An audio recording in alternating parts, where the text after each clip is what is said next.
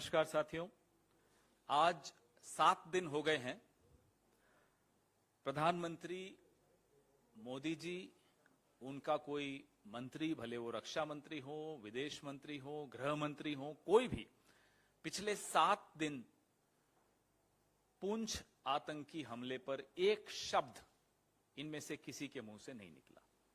यह खामोशी बहुत कुछ बताती है। यह खामोशी बताती है कि इस सरकार की प्राथमिकताएं क्या हैं। यह खामोशी यह भी बताती है कि पिछले 8-9 साल से बार बार हमें और आपको यह बोला जाता है कि आतंकी हमले नहीं होते अब मोदी जी के आने के बाद। दरअसल सच्चाई यह है कि आतंकी हमले न केवल हो रहे हैं, हमारे सैन्य ठिकानों पर हो रहे हैं, हमारे जवानों पर हो रहे हैं। हां, फर्क बस इतना है कि आतंकी हमलों पर चर्चा होनी बंद हो गई। लगाम आतंकी हमलों पर नहीं लगी, लगाम लगी है आपकी और मेरी जुबान पर, लगाम लगी है चर्चा पर, लगाम लगी है कि इस पर कोई बातचीत न हो, सरकार को कोई कटघरे में मत खड़ा करे, कोई इस पर डिबेट्स नहीं हो प्राइम टाइम पे। ये एक फर्क जरूर हमने पिछले 8-9 सालों में देखा है।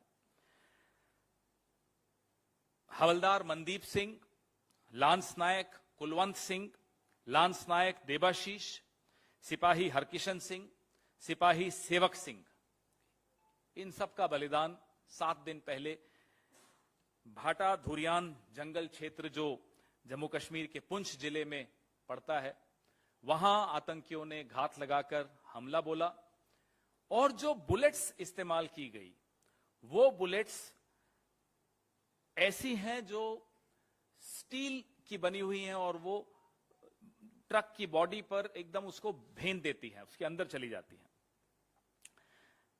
कल जैश-ए-मोहम्मद के प्रतिबंधित आतंकवादी समूह पीपल्स एंटी फासिस्ट फ्रंट ने सेना के ट्रक पर जो हमला हुआ, उसकी बॉडी कैमरा द्वारा जो शूटिंग की गई थी, वो तस्वीर सोशल मीडिया पर कल जारी की गई। पीएएफएफ के प्रवक्ता तनवीर अहमद राठेर ने वायरल तस्वीरों के साथ एक टेक्स्ट भी लिखा जिसमें दावा किया कि ट्रक के चालक को गोलियों की पहले राउंड्स में ही खत्म कर दिया था, मार दिया गया था। अगस्त 2021 में अमेरिका के अफगानिस्तान छोड़ने के बाद नेटो द्वारा इस्तेमाल की जाने वाली अत्याधुनिक पेनिट्रेटिव एंड रिकोशेटिंग स्टील कोर गोलियां, ये तालिबान से लश्कर ए तैयबा और जैश-ए-मोहम्मद जैसे आतंकवादी संगठनों के पास पहुंची। ये विश्व स्तरीय रिपोर्ट्स हैं इसके विषय में कि कैसे बख्तरबंद ढाल को ये भेद देती हैं और ये गोलियां अफगानिस्तान युद्ध के दौरान नेटो ने इस्तेमाल की थी। अफगानिस्तान युद्ध खत्म हुआ, तालिबान अब अफगानिस्तान पे काबिज है और ये हथियार जो उस वक्त वहां इस्तेमाल होते थे, अब वो इस तरह के संगठनों के पास आ गए हैं। बड़ी गंभीर रिपोर्ट है ये।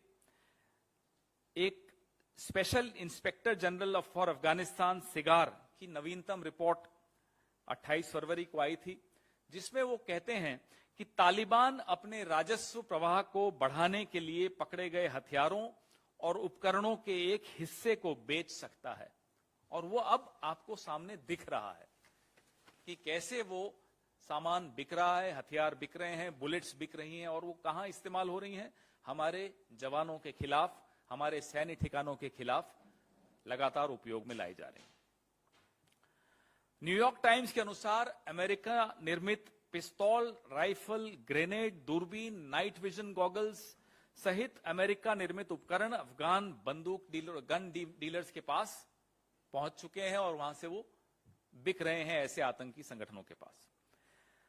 अब इसमें हमें इस बात का बड़ा ध्यान रखना है कि जो हमारी पिछली विदेश नीतियां थी, उसमें जो रुख था तालिबान के प्रति, वो रुख मोदी सरकार ने बदला है और तालिबान के साथ न केवल बातचीत शुरू की है, 2023 के बजट में अफगानिस्तान के लिए 200 करोड़ रुपए की सहायता की भी घोषणा की है। दिसंबर 2022 में काबुल में भारतीय तकनीकी टीम के सदस्यों ने तालिबान के मंत्रियों के साथ चर्चा भी की और भारत के जो प्रोजेक्ट्स हैं वहां उनको वापस से कैसे रिवाइव किया जाए, उनको फिर से नवीनीकरण कैसे किया जाए, उसका आह्वान भी किया। और न्यू काबुल टाउन में निवेश को भी आमंत्रित किया जा रहा है। वीजा मुद्दे और छात्रवृत्ति को भी इन्होंने उस बैठक में उठाया था भारत सरकार ने। तो लगातार जो आतंकी हमले हुए हैं, जनवरी 2023 बम धमाकों की 2 अलग अलग घटनाओं में घंगरी गांव में आतंकी हमलों में 6 लोगों की मौत हुई थी। यह बमों की योजना कश्मीरी पंडितों के नरसंहार के प्रयास के लिए बनाई गई थी। अगस्त 2022 दरहल इलाके के परगल गांव में आत्मघाती हमला हुआ था, जिसमें 4 जवान और 4 जवान तो शहीद हुए थे और 2 अन्य घायल हुए। इसमें भी यही कवच भेदी गोलियों का उपयोग किया गया था। अक्टूबर 2021 में 3 सप्ताह से अधिक समय तक जारी एक तलाशी अभियान के दौरान वन क्षेत्र में 4 दिनों के भीतर आतंकियों के साथ 2 बड़ी मुठभेड़ों में 9 सैनिक शहीद हुए थे। अगस्त 2021 में राजौरी में एक घर पर ग्रेनेड हमला हुआ, एक नाबालिग लड़के की मौत हुई और अन्य कई घायल हुए। तो लगातार हम आपको बताते रहे हैं कि कैसे आतंकी हमले बढ़ते चले जा रहे हैं, सैन्य ठिकानों पर बढ़ रहे हैं, आम नागरिकों पर बढ़ रहे हैं, और जम्मू कश्मीर में जो स्थिति है वो आपके सामने रोज हम हर दूसरे दिन साझा करते ही हैं। पुंछ आतंकी हमले पर मोदी सरकार चुप क्यों है? एक तरफ तो सरकार चुप है, दूसरी तरफ कपड़े बदल बदल कर, भेष बदल बदल कर फूहड़ मजाक करते हुए प्रधानमंत्री सुनाई देते हैं। एक तथाकथित चैनल में एक तथाकथित पत्रकार के वहां एक तथाकथित प्रधानमंत्री जिस तरह की टिप्पणियां करते हैं, देखकर लगता नहीं है कि वो नेता है। सीआरपीएफ कैंप, आर्मी कैंप, वायुसेना स्टेशन, सैन्य स्टेशन पे लगातार पुलवामा, पंपोर, उरी, पठानकोट, गुरदासपुर, अमरनाथ यात्रा, सुंजवान सेना शिविर, सैकड़ों जानें हम लोगों ने गंवाई हैं पिछले 8 साल में, और प्रधानमंत्री चुप है। कोई इन 5 जवानों की अंत्येष्टि पर आपको मंत्री नहीं दिखा। क्यों? क्योंकि देश में चुनाव, बड़े स्तर पे लोकसभा चुनाव नहीं है, इसलिए। यह देखते हुए कि पुंछ का तालिबान से सीधा सीधा संबंध है, क्या मोदी सरकार के लिए तालिबान के साथ अपनी कूटनीतिक पहल और जुड़ाव करना उचित है? क्या ये सही है कि अभी ये कूटनीतिक संबंध हमारे देश के तालिबान के साथ बने? क्या ये सवाल तालिबान से उठाए जाएंगे?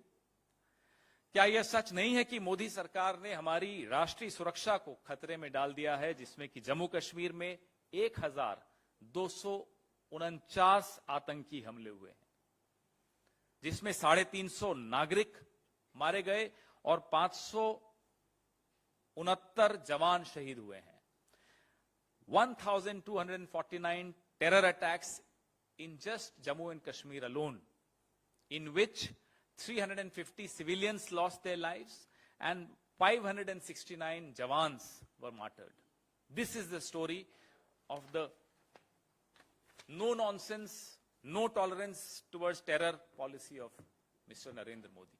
ये कहानी, ये दास्तान इस सरकार की आतंक विरोधी नीतियों की है, तथाकथित आतंक विरोधी नीतियों की। लगातार आतंकी हमले हो रहे हैं। दुनिया ने कई बार पहले देखा है हमारे सेना की पराक्रम को। वो 1967 का युद्ध हो, 71 का युद्ध हो, 99 का कारगिल युद्ध हो, जब आमने सामने की लड़ाई होती है तो हमारे जवान किसी के सामने घुटने नहीं टेकते, आगे वाले को घुटने टेकने पड़ते हैं। लेकिन पीठ पीछे हमला हो, इंटेलिजेंस फेलियर से हमला हो, तो बताइए जवान क्या करेगा? और इंटेलिजेंस एजेंसीज में कोई कमी नहीं है, एक से एक आला अफसर, एक से एक काबिल अफसर हमारी इंटेलिजेंस एजेंसीज में बैठा है। लेकिन जब सरकार की प्राथमिकता है कि ये जो आप मेरे सामने बैठे पत्रकारों के मोबाइल में घुसकर इंटेलिजेंस गैदर करनी हो, या हम जैसे लोगों के मोबाइल में घुसकर इंटेलिजेंस गैदर करनी हो, तो जाहिर सी बात है कि आपकी प्राथमिकता राजनीतिक प्रतिद्वंदियों के खिलाफ अपनी इंटेलिजेंस एजेंसीज को इस्तेमाल करने की है, ना कि आतंकियों के खिलाफ करने की। कुछ महीनों के अंतराल के बाद बार बार यह घटना होती है, लेकिन एक अजीब सी सन्नाटेदार चुप्पी सरकार की वहां से सुनाई देती है। उल्टा ये होता है कि इस देश की आदत, हम लोग जो बचपन से किताबें पढ़ते थे उसमें एक नारा सुना था कि तुम मुझे खून दो मैं तुम्हें आजादी दूंगा। आज जो हमारे तथाकथित नेता बने हुए हैं बोले तुम चुप रहो मैं तुम्हें इनाम दूंगा, मैं तुम्हें गवर्नरी दूंगा। और जो जिसको चुप कराने की कोशिश कर रहे थे आज वो बोल रहा है, उसकी भी बातों का आप जवाब नहीं दे पा रहे हो। तो हम अपने सवाल पूछ चुके हैं और हम उम्मीद करते हैं कि प्रधानमंत्री हम सबकी जासूसी छोड़कर सुरक्षा